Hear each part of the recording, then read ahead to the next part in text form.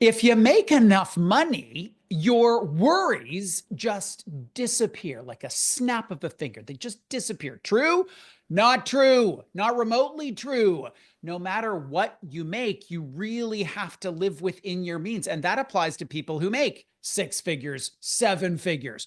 So today we're going to focus on the cash flow question for high income earners. And our guest is Jeff Lamont. Jeff is the founder and president of Lamont Wealth Strategies, and his particular demographic are high revenue producing lawyers. And he's actually had to get the pencil and paper out and teach them to do some cash flow management.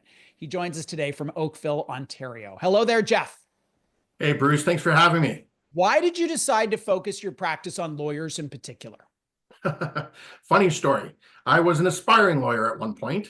Went to University of Western, made it through 4 years of school, and as I got ready to write LSATs, I was kind of like, maybe I'm done with school. Oh, My father was in the financial services industry, Bruce. So I always knew that I'd probably end up where he was, but there was part of me that wanted to be a lawyer. Seeing it on TV, I thought it would be cool. right. Fast forward a little stint away playing baseball over in Europe and doing that sort of thing. I came back and started work with my dad. And he worked with two of the large law firms and the named partners at the time of those law firms. And funny secret is he didn't like dealing with lawyers. And knowing that I had the aptitude to be a lawyer, he said, why don't you handle them? Why don't you go talk to them instead? Right. And here I was at 23, dealing with people twice my age and getting along with them. Wow. And here we are 26 years later, and I'm still working with lawyers. One of my frustrations with the wealth management industry is a focus, an almost exclusive focus on investing and on investment returns. What struck me about our conversation was that you were not only willing, you were interested in talking about the cash flow dynamic. Why do you believe that that is an important piece of the puzzle? Because I got to tell you, most of your peers do not. Well, it's amazing, Bruce. I have my average client 68 years old. And so I deal with a lot of older people, and I have the luxury of talking to them on a very frequent basis, asking them what they wish they'd done more of, what they'd wish they'd done less of along the way. And the resounding reply I get is they wish they'd started saving sooner, that they wish they'd paid more attention and had more habits, better habits earlier on in their careers. So when you think of habits, I mean, it all comes down to, and I know you've talked about money mindset before on your show several times. Yeah. It comes down to money mindset. And the fact of the matter is, with most lawyers, they're compensated so well, they think that their high incomes can hide the fact that they don't need to save. And so cash flow management is really the big key to building wealth. How does this conversation start with a lawyer who's like, dude, do you understand I bill $800 an hour? Why are you asking me to count my pennies?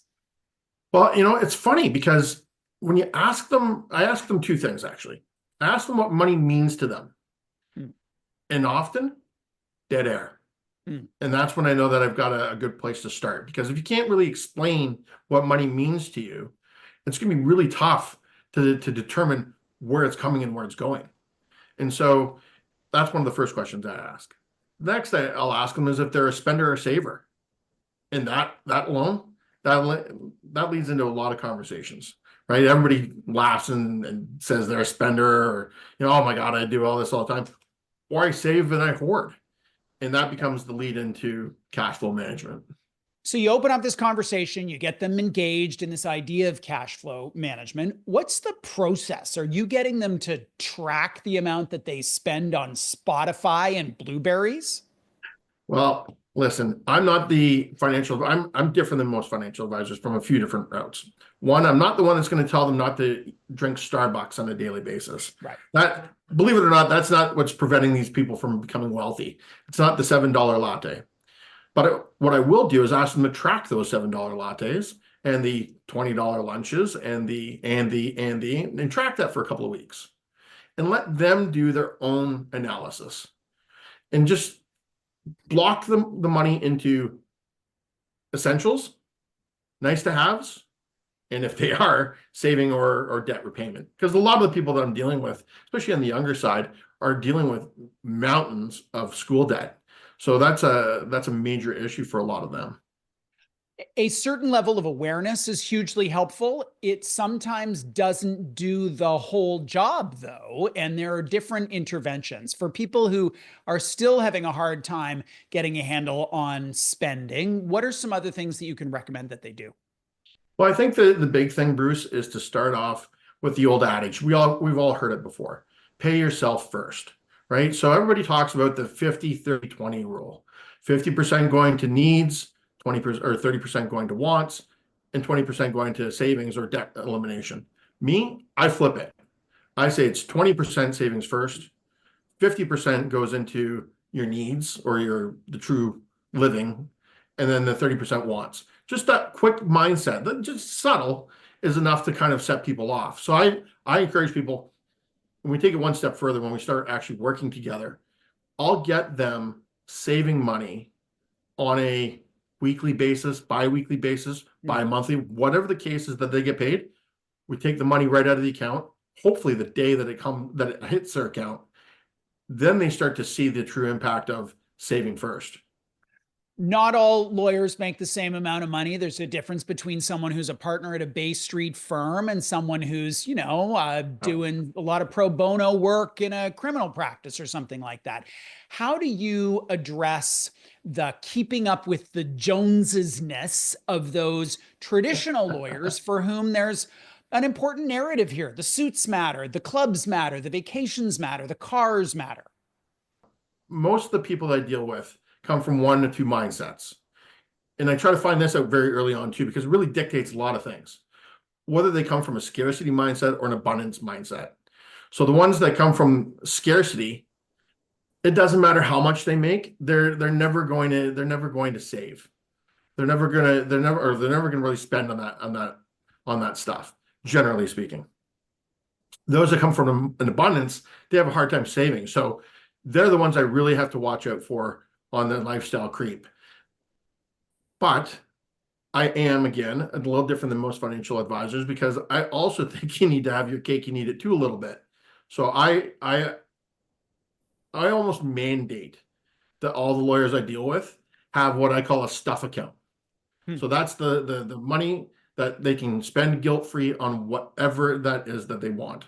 So a certain percentage of their savings will go into that stuff account that they can buy the shoes, buy the watch, buy the purse, whatever they want to, guilt-free. There are some real differences for lawyers when it comes to retirement planning, in that they may have a chunk of equity tied up in a practice.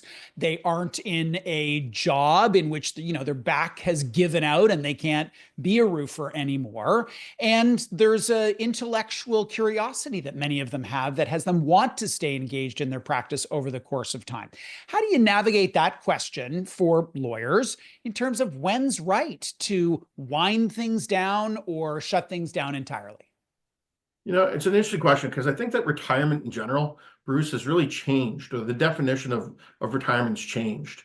I have a couple of clients, as I said, I deal with a lot of older, more senior lawyers, and I've had a couple that have retired in the last few years. Retirement tends to stop pretty quick. They can't go from, logging 80-hour weeks to not doing anything, to gardening in the playing in the garden. Yeah. And so a lot of them are going back and doing something, whether that's charitable work, whether that's starting their own firm. I've got a couple of clients that in their late 60s, early 70s have decided to go back and start practicing again on their terms.